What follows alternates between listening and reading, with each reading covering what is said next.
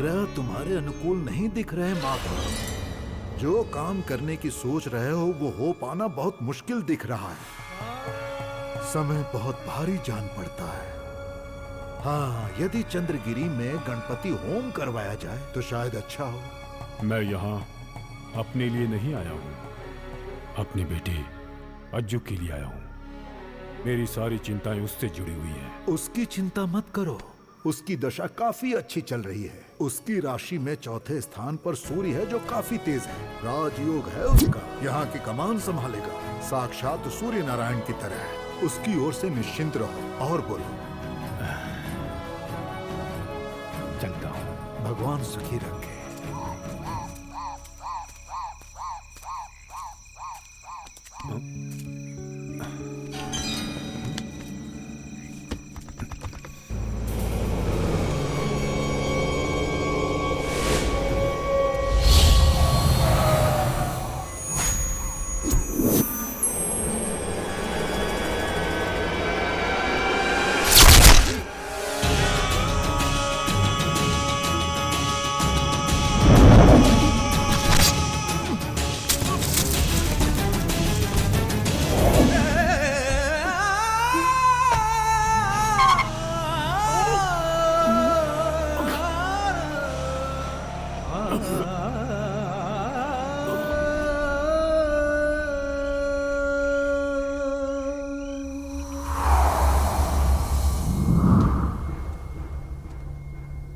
माधव जी की अकस्मात मौत के बाद उन्हें श्रद्धांजलि देने के लिए चंद्रगिरी के सभी दुकानदारों ने अपनी दुकानें आज बंद रखी हैं। क्योंकि कत्ल आधी रात को हुआ था, इसलिए सुबह तक लाश वैसे ही पड़ी रही। पिछली रात हुए इस हादसे की पुलिस पूरी तत्परता से तहकीकात कर रही है और जल्द ही अधिकारियों को अपनी रिपोर्ट सौंप देगी।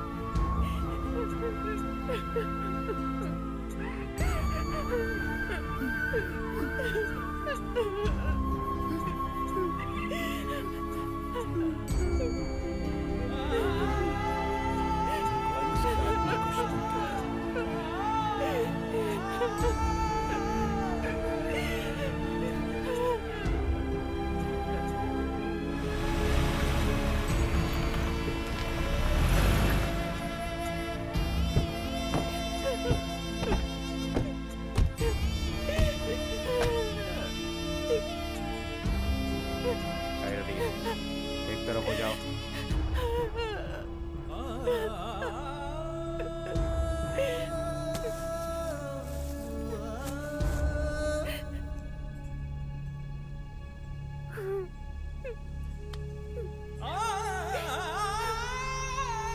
ये बहुत दुख की बात है बेटा। इनकी मौत पर हम सबको अफसोस है। बहुत नुकसान हुआ हम सबका। मुझे और मेरी सरकार को इस मौत पर काफी अफसोस है। तुम अपना ख्याल रखना बेटा।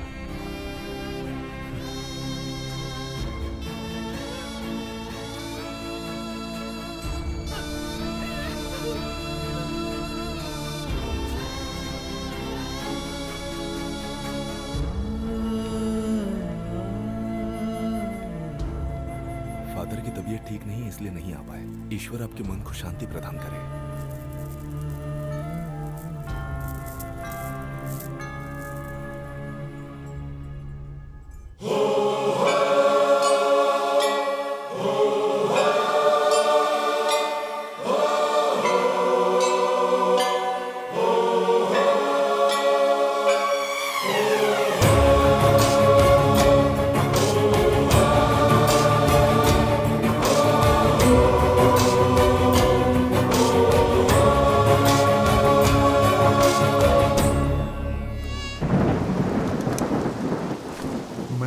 मंदिर का पुजारी हूं। कुछ देना था। ये चाबी लौटानी थी, वहां छूट गई थी। जब मुझे पता चला कि तुम्हारे पिताजी के साथ ऐसी दुखद घटना हुई तो मुझे बहुत दुख हुआ। उस दिन वो मेरे यहाँ आए थे और जाते वक्त ये चाबी भूल कर चले गए, तो मैंने सोचा तुम्हें लौटा दूं। समय खराब है, संभाल कर रहो। तो अब मैं चलता हूँ। सच क्या है ये मैं अच्छी तरह जानता हूँ। सब जिस पर विश्वास करते थे, जिस पुजारी पर मेरे पिताजी विश्वास करते थे, वो आज टूट गया। विद्वान पंडित कृष्ण शर्मा की आंखों में आंसू की एक बूंद भी नहीं। शायद पैसों की वजह से सच उनके सीने में दफन हो गया। आज मैं चुप रहा तो कभी नहीं बोल पाऊंगा। तुम्हें सच बताना होगा। तुम्हारे पिताजी ने मुझसे वादा लिया था कि मैं कुछ न बताऊं, लेकिन मैं तुम्हें जरूर बताऊंगा। उस दिन जब तुम्हारे पिताजी मेरे यहाँ आए थे तो अपनी चाबी भूल गए। मैं उन्हें चाबी लौटाने गया।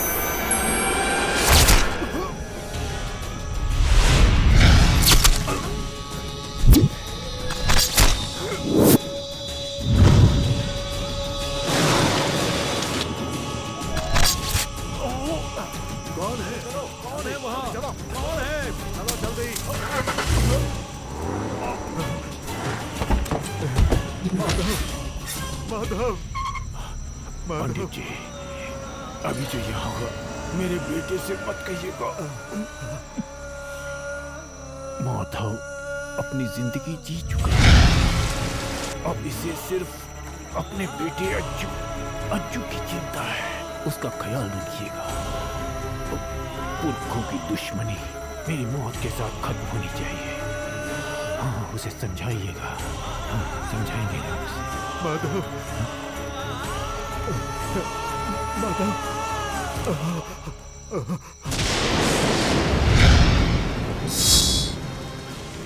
तुम्हारे पिताजी ने मेरे इन्हीं हाथों में अपना दम तोड़ा था। उन्हें अपनी मौत का कोई दुख नहीं था। उन्हें एक चिंता सता रही थी, सिर्फ तुम्हारी। उनके लिए जिंदगी और भविष्य सिर्फ तुम ही हो।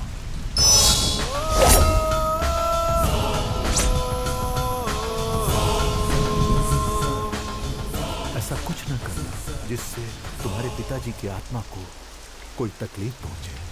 हमारी भी बस यही इच्छा है कि तुम अपने पिताजी की इच्छा का मान रखो। मेरी बातों का तुम गलत मतलब मत निकालना। ये मैं उनकी ही बातें कह रहा हूं। ये तुम्हारे भविष्य के लिए भी अच्छा होगा।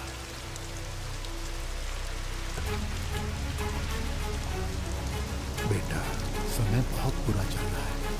प्रार्थना करो, तुम्हारे पिताजी की आत्मा को शांति मिले। ये मन से प्रार्थना करो।